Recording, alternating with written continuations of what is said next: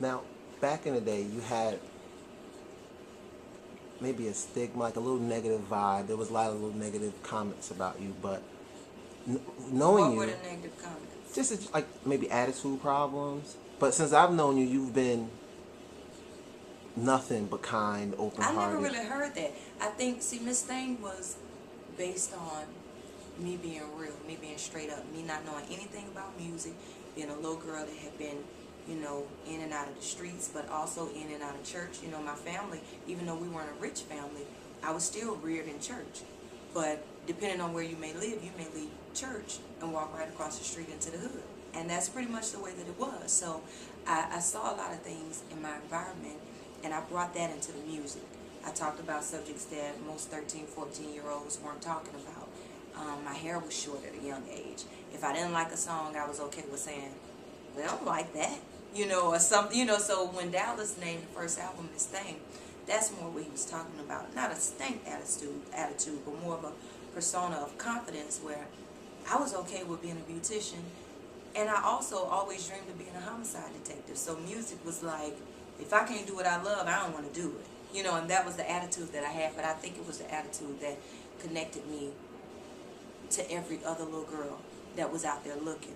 They didn't have to pretend to be a certain way because they saw I did my own thing. I did it my own way. That's why I like Rihanna a lot. People always say, well, we don't like this or we don't like that. But one thing that she'll appreciate is looking back at her career and being able to say, I did it my way. And if you make mistakes doing it your way, you can accept that more so than a record company or somebody else deciding how you should look, what you should say, what you should sing. You make those decisions yourself. So I think it may have been a misconception somewhere about it. I never heard it coming up, but I was just obviously different from the other girls. Aaliyah was the quiet, sweet one. She was always laughing at whatever I did, or I would say something and she'd be standing behind me like that. You said that out loud? Like, she was very shy. She always kept her shades on when we were out. And then Brandy always did everything the right way. She was taught to say things the right way, do things the right way. So it was great because all three of us were different. And I just think that Dallas saw something in me that other people maybe didn't understand. Yeah. Now, again, back in the day, it was you, Aaliyah, and Brandy. Oh, yeah. Comparing the singers out now, who would be those three? There is no those three.